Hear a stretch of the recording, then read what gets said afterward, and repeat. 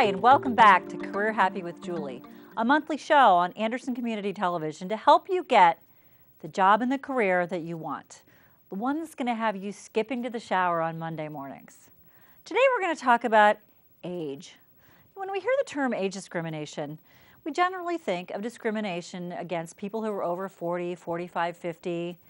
But discrimination, whether it's age or gender or religion or the way we wear our hair, bias exists in all parts of our lives. And in hiring and promoting in the jobs and career market, it's no different. Biases exist against younger people who show up with tattoos, but also against those of us who are north of 30 or 40 who are trying to really stay relevant in the job market. People make hiring decisions based on their own experiences. And so bias will always exist. There are certain things we can control and certain things we can't. Today we're going to talk about those of us over 45 or 50 who really want to continue to grow our careers, but maybe running into some barriers along the way. We're going to work on those barriers. What are the things that you can do in a positive way to move forward in your career when you're not, let's say, 25 anymore? And yes, it's possible. You know, there are certain things we can control and certain things we can't, right? Here are the things we can't control. Your actual age. You're the age you are, and we can't control that. But what we can do is work with it to make it work for us. Something else we cannot control is how other people react to us. We can't control someone else's bias. So if we just accept that discrimination in all forms and bias in all forms exists because people are judging and people are making the decisions, we can talk all day about why it shouldn't be, but it is. So let's not waste any time and talk about what we can do about it. When we look at the things we can't control, we already know what those are, our age and how other people react to us. Now let's spend the time talking about what we can control. So, in a hiring situation, let's say you're going in for an interview or you are speaking to someone in a networking event and you are thinking, man, this person's 10, 20 years younger than I am, or I'm really afraid they're going to think I'm too old to stay relevant or too old to do this job. Let's take a trip to the other side of the desk. What might that person be thinking? What might their biases be that create barriers for us that it may not even be true, and in a lot of cases it isn't, but we know they're still there, so how can we control it? I'll tell you what, if there's one thing that we can do, and we're going to break this down into what those pieces are, but if I could put it into one phrase, it's the older we get, the more important it is for us to stay relevant. Now, just saying stay relevant doesn't give you the action steps you need to actually stay relevant. And I like to give you practical advice. I like to give you stuff you can go out and do right away to help yourself. So let's talk about what does it mean to stay relevant. First one is, and this is a big one, is your appearance. You know, we'd like to say, again, that it shouldn't matter, don't judge a book by its cover, all those sort of things that we hear. But that is operating in an ideal world. And we all know that we are certainly not living in an ideal world. So when we look at appearance, what do I mean by that? There's been all kinds of studies that show that that people have first impression bias, that they take in our first impression and they make decisions about us. Most of the time without even realizing they're doing it, that they're doing it. And so when you walk in, let's say you walk into a store and the person waiting on you has tattoos up their arms or lots of piercings, or we make judgments based on that. So it's not necessarily just an age thing. It's we all do it. If we meet somebody and they are, their clothes don't fit or they've got food spilled down their shirt, we make assumptions. We look at that and say, oh, maybe not an attention to detail. Maybe they don't respect themselves. We make all these assumptions. Can't eliminate those, folks. We can't. So what can we do to make sure that our appearance stays relevant? As a friend of mine says, who has an image consulting business, she always says, just because you can wear it doesn't mean you should. So you want to take a look at your clothes. Are you dressing appropriately for your age? And if you're 50, that also means don't try to look like you're 25, because you're not fooling anyone. But are you wearing clothes that say, I'm relevant, I'm relatively up to date, and I know that I'm comfortable in who I am as a professional? It's not only clothes, but it's things like your glasses, your hair, those sort of things. And I'm not talking about going out and getting a whole new wardrobe. Going to discount stores that have great sales can be a great way for you to just add a few pieces to your look to make sure that you look like you're relevant. So appearance really matters. As much as it pains me to say that, because I think we all know people who are outstanding at what they do, but you have to get past the way they present themselves. The other side of that coin is we certainly know people who have a fantastic first impression, but there's nothing behind it. So we want to be careful of that as well. So you want to make sure that your look says, I'm relevant for my age, but I'm also relevant for the job I'm looking to do and for the industry that I'm in. No big surprise, we can get away with different looks if we work in marketing and advertising than we can if we work at a bank. So you have to understand all of that. So that's one thing you need to focus on staying relevant in. The second is your professional skills and knowledge. Do you know what's going on in your profession? Can you speak knowledgeably about cutting edge practices, about new technology, about new applications or new software programs? Do you know who the industry leaders are and what you do? Are you up to date in your profession and your industry? So let's break that down. How can you get there? Let's say you're an accountant. Do you belong to a local CPA society? Are you on LinkedIn? And if you are, you can join groups of accountants who are talking about relevant things. Are you keeping up on what's going on in your profession? And professional associations are the best way to do that.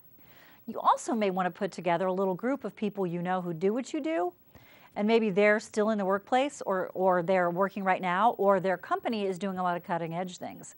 Find out what those things are and read up on those. When you have networking conversations and when you have interviews, you want to be able to present yourself as a person who's kept yourself up to date, even if you're not working. Organizations want to hire people who can hit the ground running relatively quickly.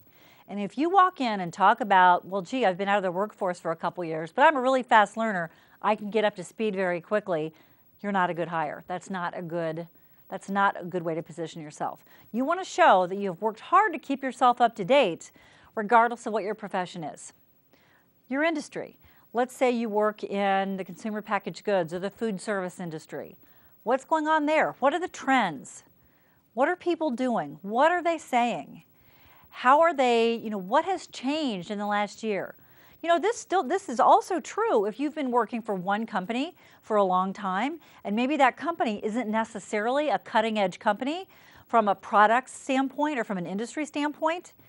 That's not an excuse to go to the market and look for your next role and say, the company I worked for, so behind the times, oh my gosh. So therefore, unfortunately, I really haven't had the opportunity to keep up.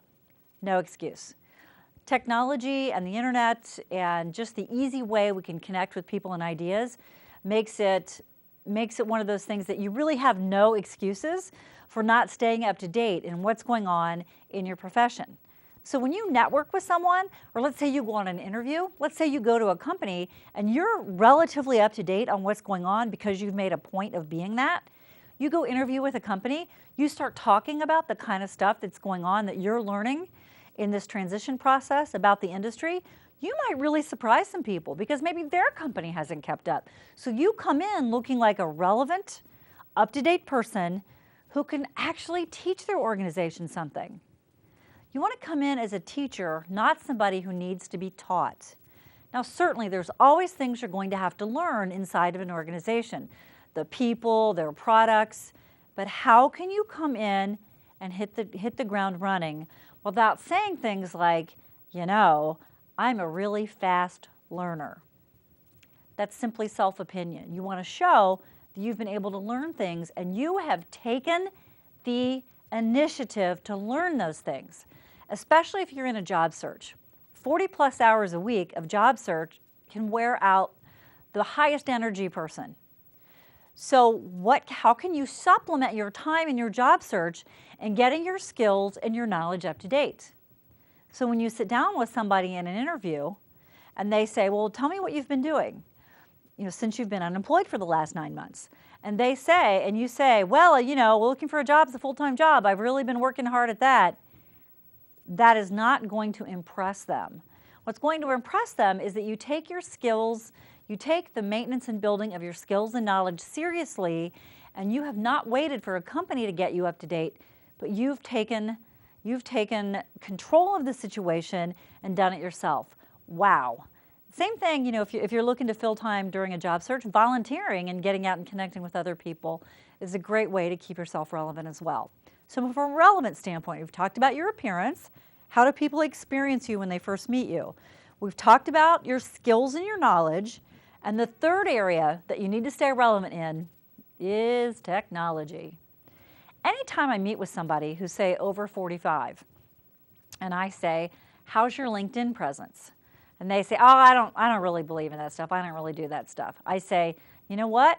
You're sounding old and crotchety, because it's not something you believe in. It's something that is an extremely important part of career management today. And if you don't get that, how is it a leap for me to then think that when you come into my organization and I'm going to ask you as an old dog to learn some new tricks, that you're not going to ignore me, that you're not going to say, oh, I don't really do it that way, I do it this way. How we show up in our conversations, in our networking and in our interviewing matters, because we are showing people a bit of how we're going to be in the workplace. So if you have a hard time using technology, using basic technology, what is now basic technology, it used to be, can you use email? Well, now that's the very, very bottom expectation. In fact, no one even asks how comfortable are you with email, because you have to be. So now it's how well are you using LinkedIn? Maybe even they might want to talk about Facebook. Generally, that's not a professional tool. But if you are interviewing inside of an organization or an industry that has to be very cutting edge, you need to be there too. So how are you using technology to your advantage? Another word on LinkedIn. When people want to meet with me or I'm talking to potential clients, the very first thing I do, and I mean the very first, is go to LinkedIn. I want to learn as much as I can about them. I want to see if we have anything in common. I want to kind of get a visual for what they look like, because you should have a professional picture on there. No kids, no spouse, no dog, no beer in the hand. It should be a very professional picture. So I go there to learn a little bit about you before I even return your call, because I want to know who I'm talking to. So if you think about, if you're of the generation that we use Cliff Notes to try to get by when we were supposed to be reading Shakespeare, think about LinkedIn as your Cliff Notes. People get a snapshot of who you are. You want to be able to be found and learned about on LinkedIn. So if you have an incomplete profile or a bad picture, or it's not up to date. In other words, I can't tell who you are by looking at your LinkedIn profile. I'm immediately wondering, why not? Why not? You've obviously made a decision not to stay up to date, so I want to know why not. So please, if you do nothing else, make sure you have an up-to-date LinkedIn profile.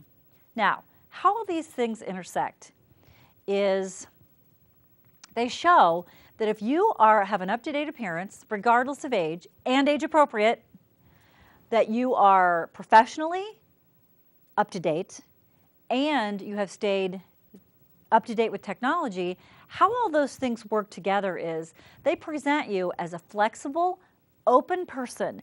In other words, you're an old dog that not only can learn new tricks, but is eager to learn new tricks. In fact, has taught himself old tricks on his own.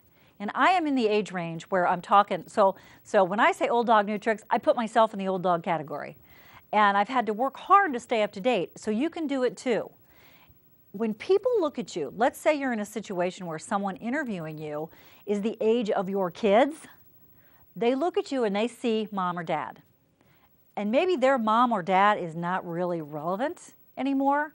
And so you have to work to overcome that that perception they have of you. So the way we bring those together is to show someone through our actions and our look that we are flexible, we're open to learning, we're not going to walk in on day one and go, I've never done that before, I don't want to do that. Or here's how we did it back at my old company. Nobody wants to hear that. So the bigger question is, how can your experience help an organization? Here's an example, and IT is a great example. If you are in IT and you're saying something like, well, I have 30 years experience in IT, and they're hiring these young whippersnappers, what I'd tell you is, in your 30 years of IT, how much of it's actually still relevant? Probably no more than the last 5 years or so, depending on where you are in IT. So if you are getting a salary of a person with 30 years experience, but the last 5 to 7 years are the only years that are relevant, they're going to be looking at you at this higher salary and somebody else with 5 to 7 years experience in what they want at a lower salary, and you may lose out. So instead of walking around and talking about all the years of experience you have, how can you tie what you know and what you've done to what the organization needs to get done? So let's say you are in IT and you say, I have 30 years experience, maybe only the 5 to 7 years, the last 5 to 7 years have been relevant. Then the question is, what can you bring to the table? What is valued? This is when you start hearing you're overqualified. And we all hate that word, don't we? Oh, you're overqualified. And it means a lot of different things. It can feel like a buzzword. It can feel really, really frustrating to be told you're overqualified. But you have to understand, what is it that you bring to the table, and what do they need, and how can you marry the two? So it might be something like you have the opportunity, you have the experience to mentor their younger folks. You bring a professional wisdom and maturity to the workplace. Maybe it's that you've got an empty nest, and so therefore you've got a lot of time and energy to devote to work. What is it that you bring to the table? And frankly, maybe it's just leadership experience. So what is it that you have that the organization needs? And the only way you can figure that out is by listening. So maybe there's knowledge that you have. Maybe you have connections or former customers that company's interested in. If you're just selling to your 30 years experience, you're not going to get very far. So step back and take a look at yourself from a bigger perspective than just the years of experience you have. Because if that's all you focus on, then that's all the listener is going to be able to focus on. I have a friend that is 61 years old, and he's got a top level, he just landed a top level human resources job with a fabulous company locally. And he is tall and is pulled together and is up to date and manages his appearance and manages his professional skills, manages his use of technology. And he, regardless of the fact that he's 61 years old, people experience him as a wise, knowledgeable person who can bring a lot to the table. So think about yourself, and I know this is really, really hard to do. Sit down with somebody, either get a coach or sit down with somebody you trust and say, what is it that I could do to make myself more relevant? Please let me know. Is there feedback that you can give me? Am I presenting as a healthy, high-energy person who pays attention to what's going on around me? Or am I presenting as somebody who really is just kind of let the market pass them by? And I know it's really, really hard to get that kind of feedback. But if you really want to stay in the job market, you need to pay attention to these things. The rules of job search and the rules of the career marketplace have changed. And if you don't change with them, as well as changing with how your profession, your industry is evolving, you will be left behind. And I don't want that for you. So think about it. What can you do to up your game in those areas? And let people know that you're ready to take it on, and you bring all your experience and all of your wisdom and all of your awesomeness to the table, and you're ready to put all of it to work in the service of the organization's goals. Now that is powerful. Now go out there, be career happy, and I'll see you next time. I'm Julie Bauke of the Bauke Group.